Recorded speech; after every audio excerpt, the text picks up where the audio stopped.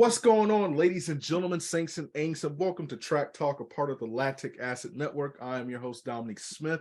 We got a good episode for you tonight. I have two of the legends in the game, Mr. Brett Shields to my top left, Coach Rob Lewis on my bottom right corner of the screen. How are you gentlemen doing? What's up, Dom?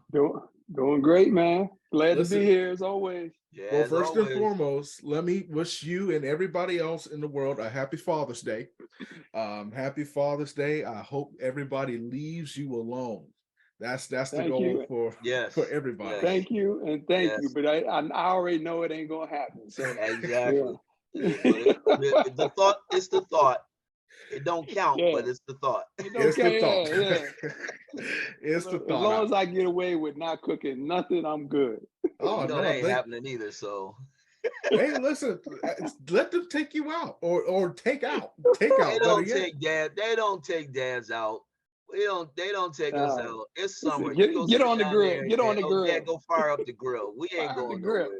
Well, I'm gonna have to start, God willing, later on down the life when I'm a father, I'm gonna have to start taking some trips on Father's Day somewhere. We got to be somewhere. I can't cook. Go on a work trip and let somebody go cover track meet. Speaking of track, NCAA championships went down last weekend, and I feel fully confident in saying this, and I don't know this for sure, but I am very confident in saying this. Everything that you guys probably talked about on your show Out the Blocks, and just thought in general was wrong when it comes to what actually happened. I feel so confident in saying that. So, am I wrong? Am I wrong? It was wrong. Oh my God. I don't think I would go that far, but I ain't gonna give you the Stephen A. Smith treatment either. It's blasphemous. Oh my goodness. Okay. You're just blasphemy. Listen, I did a whole show previewing the NCAA championships, why I thought what was gonna happen was gonna happen. The elements, it's Austin, it's hot. Everything was wrong. I didn't even want to have. I was like, I don't even know if I did a post pre-show. I was like, yeah, I can't go back and do this. Like everything was just off. So that's what I'm saying.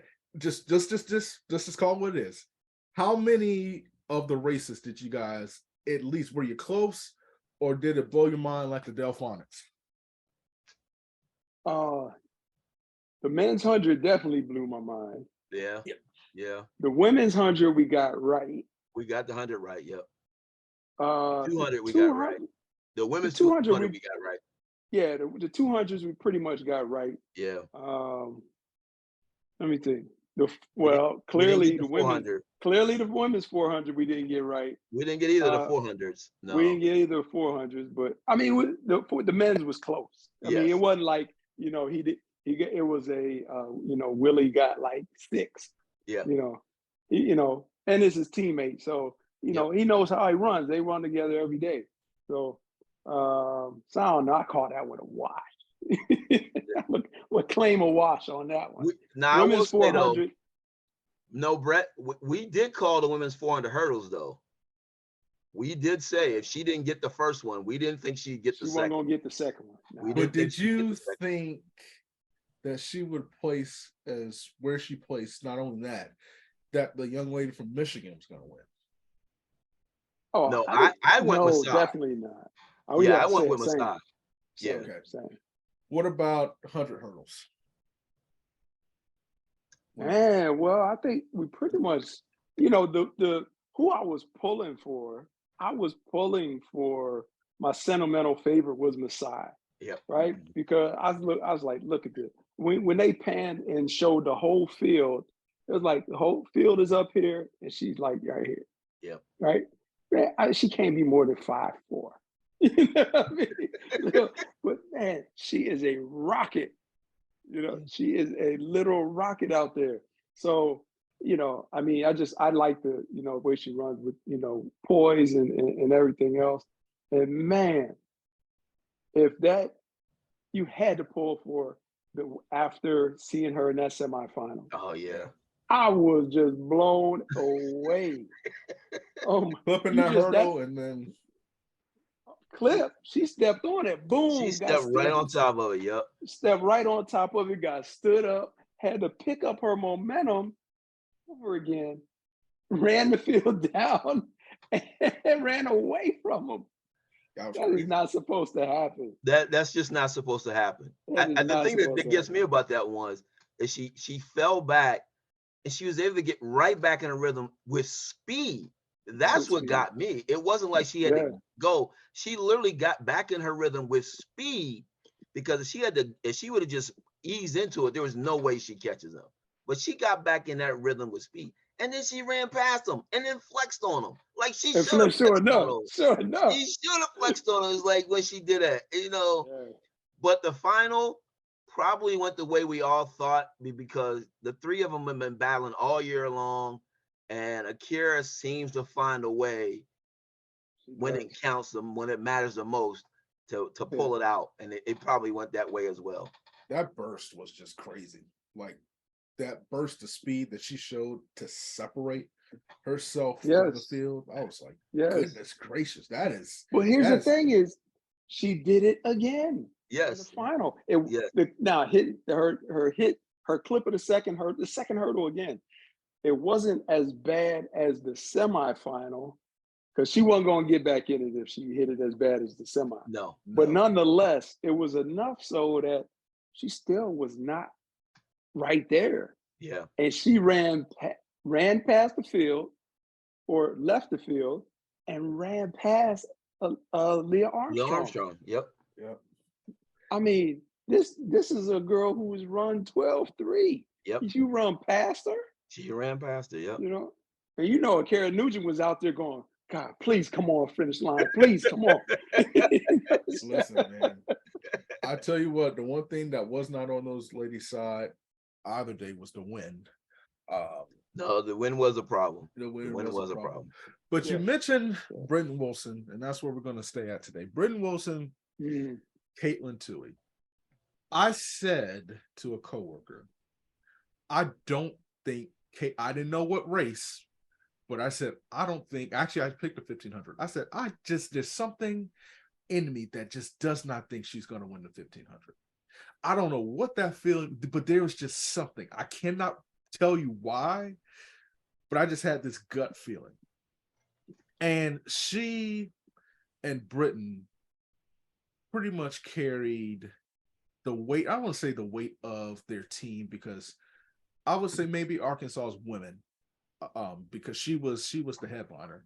And before she did the double, I think people forgot she ran the 4x4 at some point this season.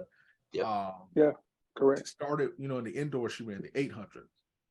Came back to the 400. I think she ran a 200. Was doing the hurdles. Caitlin Toohey, she's helping her teammates qualify, running a 10K, obviously racing against the professionals, doing a great job there. And then you get to the championship and it doesn't work out. Tough. Listen, we live, at least Coach Shields and I, we live in Florida. It's hot. It's hot. Everybody knows, Coach Lewis, it's hot. And so managing and humid. So 25 minutes between, the 400, which I have to say, I know she lost, but 49.6 is still legit. It is still very good. Absolutely. But I want, just from you all's perspective, and this is the two-part question. I personally think the double was tough, but I can't fault them or their coach because I don't know the dynamics between it for what they did. And I do think that they should be commended because of the remarkable things that they did this season. From a coach's perspective, how hard is it to accomplish mentally and physically to accomplish what they accomplished, and what adjustments would you have made just in general? Brett, go ahead. Oh, you want me to go first? Yeah, go ahead. Well, let me start. Knowing your athlete. Your athlete's always going to want to do it. Your athlete's going to want to do it. There's nothing you can do to tell your athlete is going to want to do it. If they're a competitor, they're going to want to do it. Yep. My question would have been, I watched Akele run at West Regionals, and I watched her run 49.5 at West Regionals in another heat. She was fresh and she was ready to go. Knowing she was going to have home crowd, knowing the heat that was going to be in Texas as it is, I don't know and knowing that the time between the two races was so minuscule, I don't know if I would even try to attempt to do that. And not because Britain couldn't possibly pull off, just the recovery time of running an extremely hard 400 plus Texas heat and against somebody who's got a home crowd behind them was literally, we talked about it. She was going to be pushed so hard that we just didn't know if she would have it to come back, and that's why I kept thinking if Masai's going to get a win at the championships, it was going to be the 400 hurdles, because I didn't know if Britain was going to be able to come back. Even if she won the 400, open 400, could she come back in that Texas heat in 25? And we found it was 22 minutes. It's 22 minutes. No, it was 25. It was 25. It was 25. It was 25. Minutes. That she would have enough time to physically recover to run a 50, even run a 54 to win. Now Sullivan ran a great race, but literally that 54 she ran was wonderful. But I mean, Britain basically 54. 54, yeah, right. Right. Okay. That's nothing for her. So exactly. I looking at the schedule, looking at the place, I just didn't think it was something she was capable of doing it, but I didn't think it was very feasible for her to be able to do it. That's my feeling. And Coach, before you go, I do have to say this, in the other meets, especially in the regional in Jacksonville, she had like an hour or something like that in between. So you're shaving off, 40 plus minutes. So go ahead, Coach. So, I agree completely that, telling the athlete, nah, don't do it, or giving them the option and say, hey, you want to try and pull this double after they've been doing it, right, in the season. I mean, because the SECs, she did the triple, really. Yes. Right? Because then she came back and ran 4x4. However, knowing that you're only going to have 25 minutes, the big roll of the dice to me, it was not so much of coming back in that 25 minutes. It was, is she going to win the 4? Yeah. Right? That was the big roll of the dice. Yes. Because if she doesn't, and this is what I said on our show, if she doesn't win the 4, no way does she win the 400 hurdles. Nope. Because she won't have the energy. She won't even have the desire for it. She's gonna be like, why in the world am I out here trying to do this daggone 400 hurdles right now? If she had won, I think the adrenaline, and then she would have actually had the crowd behind her, because then the announcer or whoever would have probably said, a good point. She just won the open 400, and she's back on the line 25 minutes later trying to double and win the 400 hurdles. I think she would have had 54 enough to win that race. But without winning the 4, her energy was gone. Yep. Just as we saw. Mm-hmm. And that weather. Yeah, go ahead. You're fine. No, I'm saying, and she, again, in that 4, she expended a lot of energy. Oh, all of it. Yeah. She, and the other thing we forgot to mention, though, the backstretch, the wind. Yeah. She had to battle that wind. They were battling that wind on the backstretch in that 400 coming through, and then she had to come off that turn, and literally they're together on that 400 now coming off that turn. Brittany opens up with just a little bit, but again, home crowd. This is your track. You've done it all year long. Akele said, "I've got an extra burst. I just didn't think Britain was going to be able to respond," and she didn't respond. She could not respond to it. And you're right, she still ran 49.6, but for her expectations was, I can go under 49.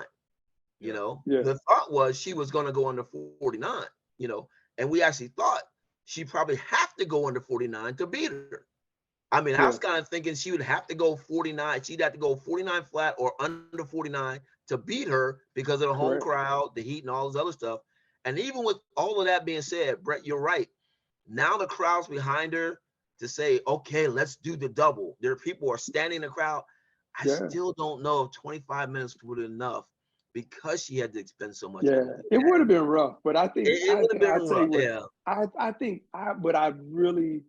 gotta think that, you know, I think in instances like this, I'm really optimistic for the athlete. Fair enough. That you know, just that spirit, you know, says, whew, man, you know, it's like being at practice and doing those you know, those short rest repeats.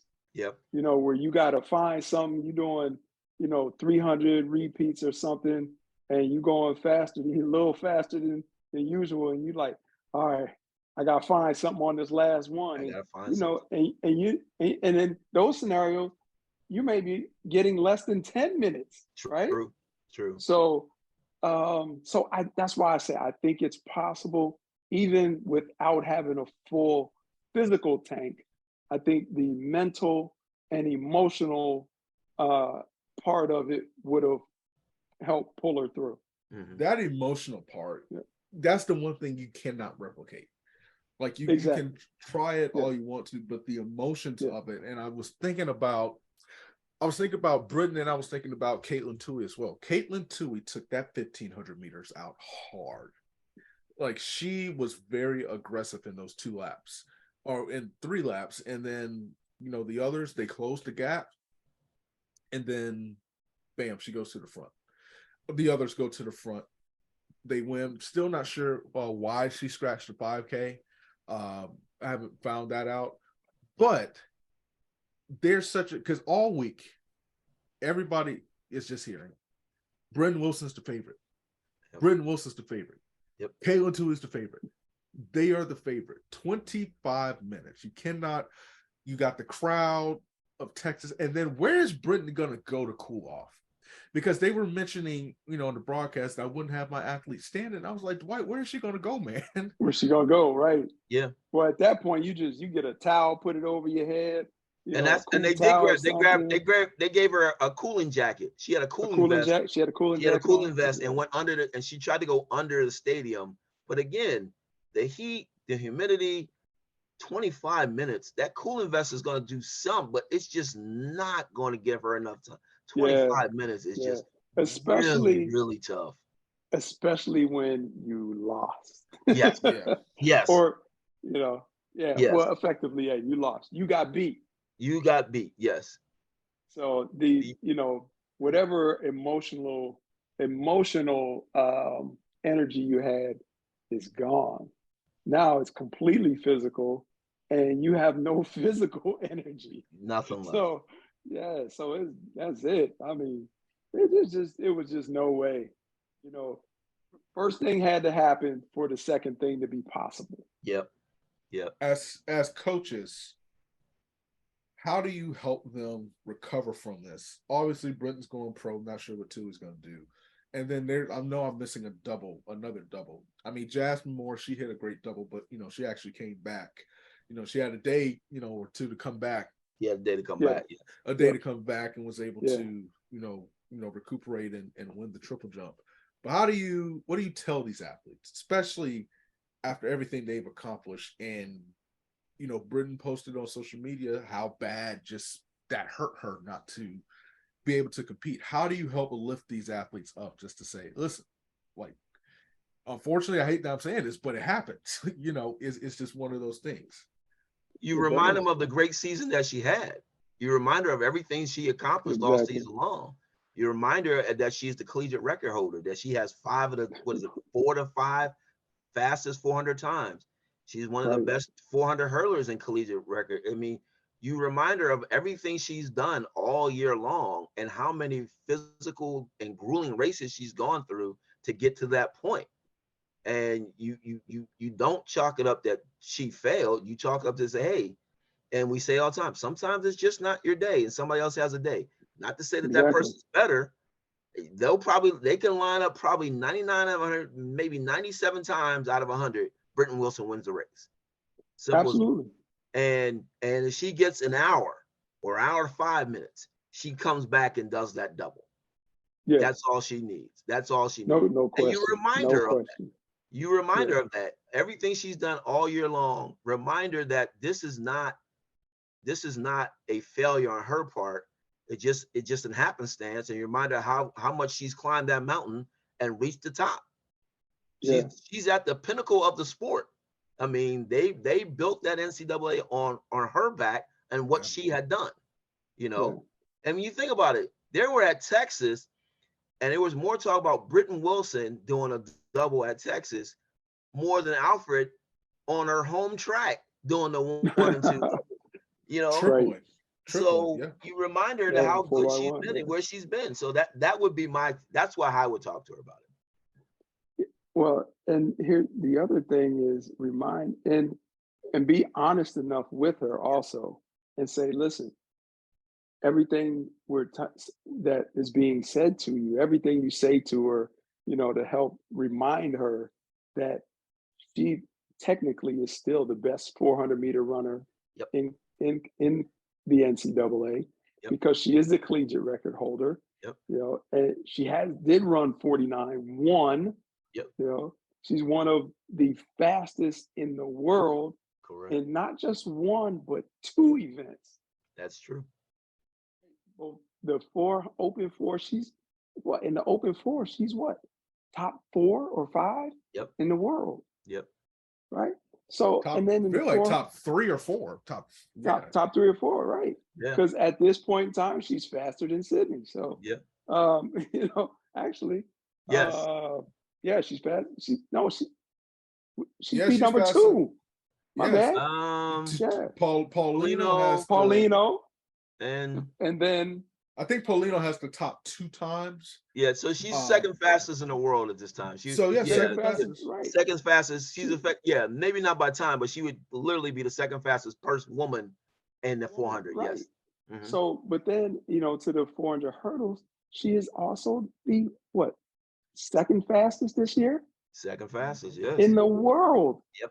Yep. Right. So like, listen, remind her of those great things, but say, I understand it's not going to lessen the hurt right now, but I tell her then use this for fuel going into the world, into USAs and into the world championships, and then show everybody just how good you really are. Right. And remind everybody just how good, because some people will forget and they'll go, oh man, Brittany, I knew she wasn't all that good. Yes, she is that good. She is that good. Yep. Right. Because she still ran 49.6. Yes, exactly. That is nothing to sneeze at. That's going to be USA at the try. If she does it at USA, that's going to be number 1 or number 2. She's not going to. She's not going to. She's going to do 400 hurdles, I believe.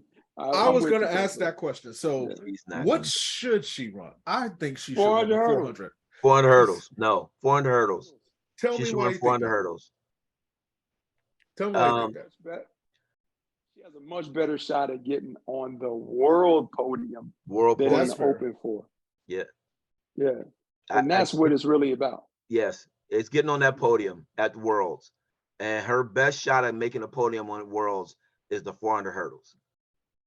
Considering even if Sydney runs the 400 hurdles, still her best shot of getting on that podium would be on the 400 hurdles because she would be behind Sydney and Femke. It's Sydney, Femke, and then Britain, and then the world. That's it. World. You think? Yeah. So that's where I say no Dalilah Muhammad. Unless Dalilah you know how much I love Dalilah, but no. I know I'm telling you, I love Dalilah Muhammad, man. I think it's gonna be really tough for her. Yeah. And you don't want to count her out and say, nah, because of how good she has been. Mm-hmm. But that's, again, we're talking past tense. We're talking she's 36. She's 33. She's not though. 32 or 33, yeah. 32, 33. And she's been doing it and at a high level and being the best. in the world for a long time, man. Mm-hmm. Bonus question. I mean, yeah. Bonus question. Sid versus Paulino World Championship stage. Who you got? Gun to your head, who you got? Easy for me, Sid. So her race overseas told you enough that it could be her. Yep. I'm not going to count Paulino out. I'm not going to count Paulino out. I'm going to say Sid, but I'm not going to count Paulino out. She is, you know what? No, the reason I say it's not because of that race. It's because of last year's World Championships. Because she shows something more that every year she is showing more and more and more. She made Shawnee run hard. She is learning. She, to me, is like the Santos last year. She's hungry. She wants it. She's kind of got it mentally now that when she steps on the track, she's not in awe of Sid. She's not in awe of Nasser. She's not in awe of anything anymore. She knows she's going to go out there to run. So I think, like the Santos, she's going to run hard. She's going to do everything. I don't question Sid at all. I probably lean Sid, but if Paulino won, I wouldn't be surprised by that either. But look here, Coach. Look, she was in awe for about 370 meters. Let me tell you that. Here's the thing. That's fair. She wasn't in awe. As a matter of fact, she got less in awe. She went from shock and awe in that first 150 to, shocked, oh my goodness, to a little less so once they passed 300, like, oh, okay.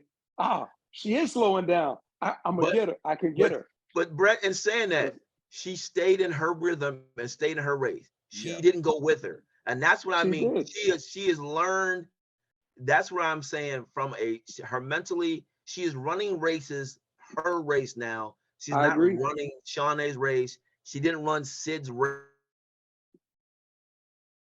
She ran her race. And that's why I feel like she has the potential to beat Sid at the World Championships.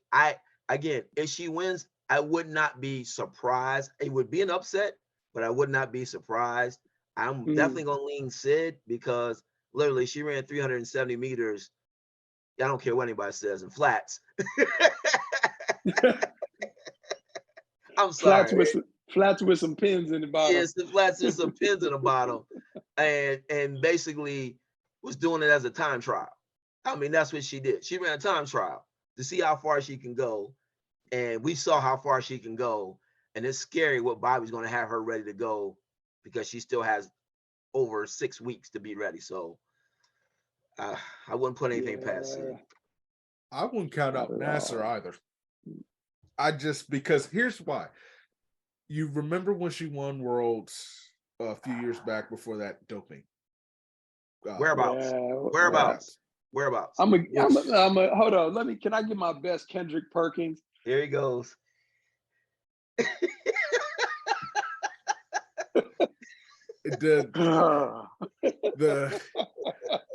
the whereabouts. But well, listen, the papers say whereabouts, so we're just gonna say whereabouts. Everybody with the whereabouts. Her progression is similar to that this year. Just slowly but surely. 52, 50, 49. Now, here's the thing. I'm not ready to say Sid's going to lose or Sid's going to win. I think I'll be ready next weekend after the New York Grand Prix, even though I don't think she's going to be challenged by any means. Yeah, I can't use that one because she's not going to be challenged. That's why I can't really use that one. And I don't trust New York weather either. But here's the thing. She's not going to be challenged until she gets to Worlds. I'm sorry to the U.S. for that's why I say Britton Wilson. If Britton Wilson's in the race, I think Britton can push her to something to 48.7 or 48 whatever. But I don't really foresee a challenge until she gets, unless she races a Diamond League headed into Worlds. I think for Paulino, I think it was good for Sid and Coach Kersey because that was the game plan. He wanted to see what they needed to work on. Yep. Old school game Yep. plan, genius game plan. Paulino needed to see, okay, this is how I need to race. Practice running your own race. So she got confidence. It could be false confidence, but it's confidence nonetheless. I don't know who's gonna win, but everybody is that I've seen kind of thinks this going to be this grandmaster blowout. I don't think that's going to be a blowout. Oh, no, I don't think it's going to be a blowout. No. Uh-uh. Yeah, not a blowout. I agree with you there. Not a blowout, but I still. Man. What's the record? 47. What? 6. Is it 6? Or is that 6? Yeah. I think Sid will break it, and Paulino will be close. I don't. Here's what. But I think, like Dom, to your point, I think about the New York Grand Prix. I think that's going to be a little more telling of what's to come. What she wants to do. Yeah. I just don't and what she's going to be capable of doing. Yeah. Correct. I don't see her breaking the record this year. I think it happens next year. I think she gets like 47.85, something like that. I think it's very close. I just don't see it this year. I think she smashes it in Paris. She will probably mess around and run 45 at some point in the open floor. Here's my thing, though. Yeah, let me tell. 40, you say 45? Here's my thing about Paris. But when it's all said and done, years ago. I didn't see the schedule yet, but I think Paris, she's going to try a double. She can't double. I think she's going to do the double at Paris. I haven't seen the schedule yet. I did see the schedule, and that's going to be a hard double. So is it? I didn't know if she would have to do rounds that cross, like she had semis and then a final. I was thinking she might do the double. I have to look at it. I don't know, because you know what? I look at Sid and I hate to say this, I don't think she's long for this. I don't think she has a Allison Felix type of career. As far as longevity. Longevity. Oh, yeah, I don't think so. I think these athletes are so well rounded. If she gets to LA, that may be it. I think she gets to LA and she's done. I can agree with that. I agree. I would agree with that. Yeah. I think a thing Mo might be done.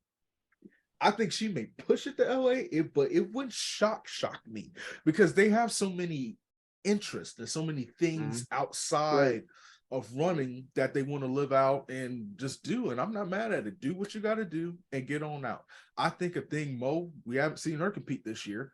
Now I'm curious if Bobby's gonna stick with that 1500 because nobody's beating Faith Kipyegon. Ain't nobody beating Faith Kipyegon. So I don't. I'm still curious to see how that's gonna work. Keely Hodgson. I mean, Keely just dropped 155 first race. Yeah, I wish the thing would go back to the 800 because she has a better chance there. She's not beating Kipyegon. Forget it. Nobody's listen. Let me tell you something. I hate to say this, and we're gonna get off. I hate to say I have a list of unbeatables, but to me, here are the unbeatables. Ryan Krauser, nobody's beating him. This is gonna be a hot take. I don't think anybody's beating. I don't think anybody's beating Jaden Hibbert this year. I know that's a hot take, and I know there's a couple, but I still think that's a hot take. I know it is, and I know. I would love to see the kid win. It's gonna be a tough one though. Yeah. I don't see anybody beating Sharika Jackson in the 200. In the 200 specifically. I think she can be beaten the 200. I think she could be beating both. Yeah, I think she could be beating both. Gabby Thomas. Mark my words. I'm not mad at that. You going with Gabby? You think Gabby can get her in the 200? And here's why. Look here. Gabby, was she been known as a 400-meter runner? Nope. She dropped 49.6, I think. 67 or 68? 49, 67, I think, something like that. For somebody who's not a 400-meter runner. So clearly her strength is there. She's 11.0, basically 11.1, 100-meter. which means in that first 100, you ain't getting away from her. And Sharika's a hold on type. She's not a run away from you at the end. You know, at the end, she's not a no. She's not a Noah Lyles finisher. Sharika's 10-8. She ran 10-7. She ran 10-7.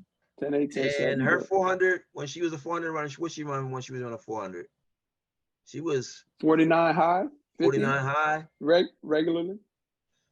Yeah, her 49 wasn't hitting nothing. So I understand why she moved. Yeah, no, oh man. We're gonna have another show about this. I can't argue with you there. I can't argue with there. My only argument is I think Gabby should move up, but I can't argue with you there. I don't disagree. But I think Gabby should run the 4, to be honest with you. I think right now Gabby is today's female Michael Johnson. Yes, I will give you that. Yes. Okay. If she wasn't afraid of that 4, yes. If she, oh my gosh, she'd be yes.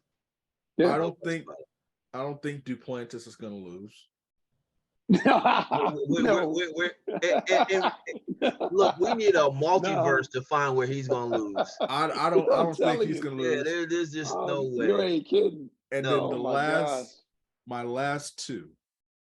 I don't think Karsten Warholm's losing. I love Rod Benjamin. No, I just don't see him. Karsten looked different. He looked different. And then no one's beating him. I don't see Femke Bol losing. If Sid's not running the 400 hurdles, okay. If Sid's now Ada Bolden, now unless he knew that Sid's not running the 400 hurdles, if he said he didn't see anybody beating Femke, I think Femke gets. I don't know what she runs. I think it's in the 51s, maybe. No, I think she's in the 51. Yeah, 51 low by worlds or stuff like that. But if Sid is running, I don't think she's 50.68 yet. I think Femke could get to 50.68, but at the same time, I think Sid can go to 49.8. That's I agree with that. Yeah, no, I don't think Britain can get Femke this year. I don't think she can get her this year. I don't think she'll ever get Femke. I'm sorry. I just don't. Actually, I think she could. I think she could if she's not running collegiate races, doubling, tripling sometimes, and she's focused just on the 400 hurdles or running her 400s to work on her foot speed for her 400 hurdles. She has more. I think she has more foot speed than Femke. I think she's faster than her. It's just now about technique in the 400 hurdles.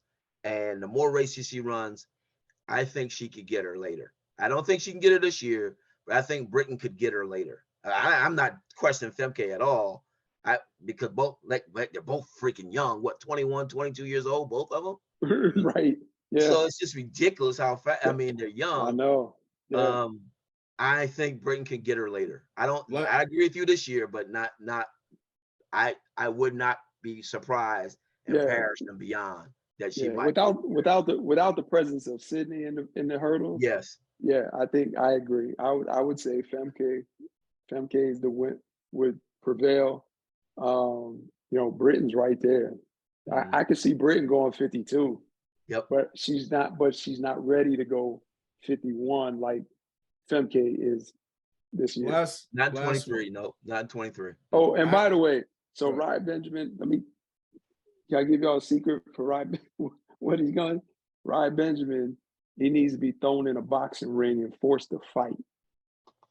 Like, he can't throw him in there with somebody. He has to fight, surround the ring. He can't run away. He can't back up or nothing. You got to stand in there and fight. Won't be this year. I love what CJ Allen is doing. And that's what he's missing. CJ Allen pushes him, but he don't have that. That last part of the race, no. I think CJ Allen can get a medal. I'll be honest with you. Maybe, if somebody has a bad day, the way he's running, if he keeps progressing, I think 47.4, 47.3 could get to the but Dom, to be honest with you, nobody cares. Be honest That's with you. Fair. I'm not trying to take any, because literally, the whole race, everything we're going to watch at World Championships is how fast and how low is he going to take that record? That's fair. Yeah. That's Yeah. the race is not him against the field, it's him against the record. Is he going to go 45.5? Is he going to run so fast that literally he's going to be able to place an NCAA's Open 4, going that fast? Listen, I mean, he's running. If he can do that, is he going to go 45.5 or faster? And that's what Warholm. It doesn't matter. It doesn't matter who's at the U.S. trials or across the world. It literally doesn't matter. The race is how fast will Warholm go, and how much lower would that record be? That's just it. Last one. I don't see Fred Curley losing the 100 this year. No. It's not looking like it. No. And, and Jacobs, he shut it down. He shut this. Who? Who's that again? Quack. I have to say this about Jacobs. I feel, here's my curiosity, and this will be for another show. I wonder, is there something in his training coming from the long jump to the 100?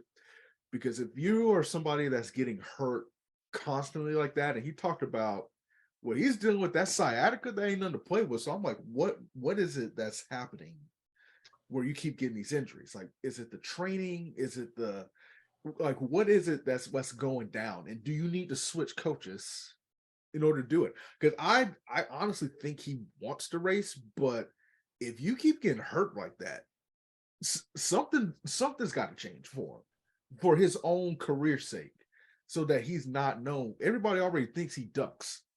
But if there's like some correct, if you're really hurting, if you're really getting hurt like that, like something's got to be going on. But tell me, where can they find your show on Wednesday nights? Tell them a little bit about it. Go ahead, Brett. Wednesday nights on Facebook, Out the Blocks. Just OUTTHE Blocks on Facebook at 8:30 p.m. Eastern. Yes. Please come check us out. Come check us out. Yeah. We have a lot of fun. We have a lot of good guests. Usually it's 3 of us till about 9:30, and then there's 2 of us for another 30 minutes. Yes, we have a third co-host who keeps us in line. Yeah. And helps us to not be too derogatory, towards anybody. She keeps the ship rolling. That's what it goes. He keeps it rolling. Yeah, keeps it from falling off the rails. Yes. So listen, gentlemen, I appreciate you coming on once again. To you all and to everybody, happy Father's Day, and we will catch you next time. Thank you. All right, now. Good. Appreciate it, John.